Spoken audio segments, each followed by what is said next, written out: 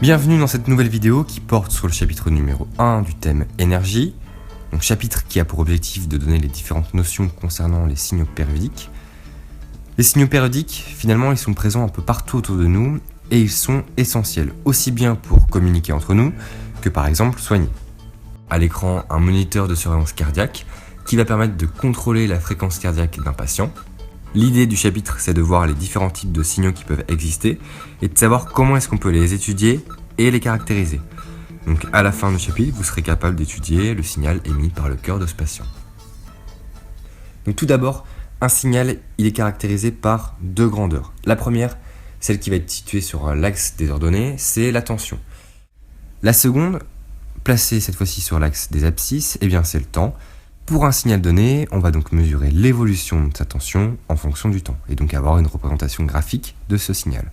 Alors, ce type de tension, on peut le qualifier de tension variable, car graphiquement, on voit que la valeur de la tension change au cours du temps sans se répéter. Une tension peut aussi, finalement, être constante au cours du temps. Cette fois-ci, on a toujours la même valeur de tension, et donc on va appeler ça une tension continue. Il existe aussi une tension qui est variable et dont la valeur finalement se répète régulièrement dans le temps. Donc on appelle cette tension une tension périodique. Périodique puisque finalement le motif va se répéter plusieurs fois à des intervalles de temps réguliers. Donc là on a un motif qui se répète finalement plusieurs fois au cours du temps.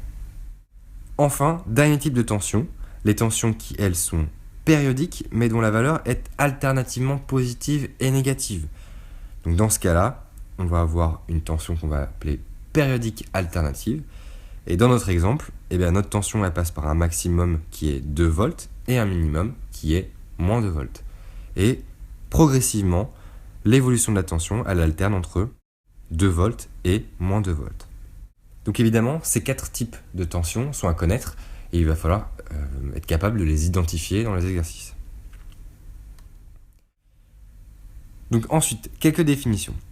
On va ensuite considérer un signal dont on a tracé l'évolution en fonction du temps. Donc finalement, le graphique, donc on a noté sur l'axe des ordonnées la tension, on a noté U de t, donc elle est exprimée en volts, et sur l'axe des abscisses, le temps qu'on a exprimé en secondes. On peut voir que l'évolution de la tension, elle est périodique dans ce cas. Donc on a un motif qui se répète au cours du temps. Donc finalement, le signal, il est périodique puisqu'il se répète identique à lui-même, à des intervalles de temps de même durée. Donc, pour montrer qu'il est bien périodique, on peut même mettre en valeur finalement le motif élémentaire. Alors le motif élémentaire, on peut le mettre en valeur en surlignant la plus petite portion du signal qui va se reproduire à l'identique au cours du temps. Donc pour ça, il suffit de surligner la portion du motif élémentaire. Pour caractériser le signal, on peut donner sa tension maximale, c'est-à-dire la tension en gros qui est la plus grande. Donc si on regarde sur le graphique, le max de notre fonction, ça va être 4 volts.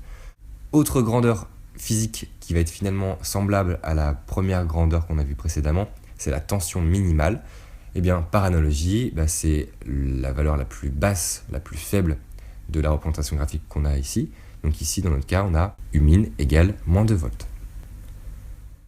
Les deux autres caractéristiques qui vont permettre de caractériser un signal sont la période et la fréquence. Pour commencer, la période, c'est la durée au bout de laquelle le signal se répète identique à lui-même. Donc on la note grand T et elle va s'exprimer en secondes.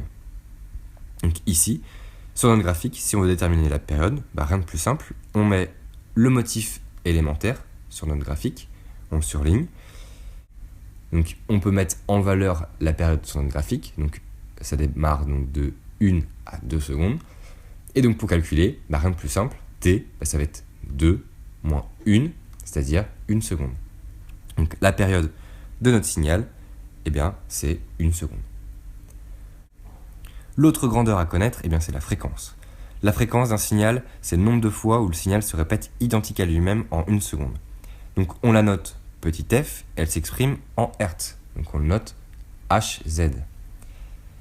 Comme je le disais tout à l'heure, la période et la fréquence sont liées par une relation. Et en fait, la fréquence, c'est l'inverse de la période. Donc on a f égale à 1 divisé par t. Alors attention, si on veut que la fréquence soit exprimée en Hertz, il faut absolument exprimer la période en secondes. Donc en gros, la fréquence elle est exprimée toujours en Hertz et la période en secondes. Si vous faites toujours ça, vous n'aurez jamais de problème. Pour l'exemple, on applique la relation donc f égale à 1 divisé par t. Et comme on a une période de 1 seconde, et ben on a 1 divisé par 1, ce qui nous fait donc 1 Hz. Donc finalement, la période du signal vaut 1 Hz. Donc ça reste cohérent avec la définition qu'on a donnée tout à l'heure, puisque la fréquence, elle est de 1 Hz, donc ça veut dire que le signal se répète une fois toutes les secondes. Donc c'est bien ce qu'on vous observe graphiquement. Chaque seconde, on a le motif élémentaire qui se répète. Alors évidemment, il est possible de calculer et de connaître la période d'un signal connaissant sa fréquence. Pour cela, partant de la relation qu'on connaît, f égale à 1 sur t, on peut écrire que t égale à 1 divisé par f. Donc si par exemple on nous demande de déterminer la période d'un signal de fréquence égale à 4 mHz, on applique la relation t égale à 1 divisé par f. Alors attention, ici la fréquence elle est exprimée en mHz, et je vous ai dit, quand on fait les calculs, il faut qu'on exprime la fréquence en Hertz. Donc 4 mHz, ça nous fait 4 fois 10 moins 3 Hertz. Donc finalement, la période, elle est égale à 1 divisé par 4 fois 10 moins 3. Et donc si on fait l'application numérique, ça nous fait donc 250 Hertz. Donc c'est la fin de cette vidéo sur les signaux périodiques. Donc je vous rappelle que vous devez compléter le questionnaire en ligne. N'hésitez pas à la fin du questionnaire à poser toutes vos questions, nous donner vos remarques, et comme ça on reviendra sur les points qui ont posé le plus de problèmes à la prochaine séance.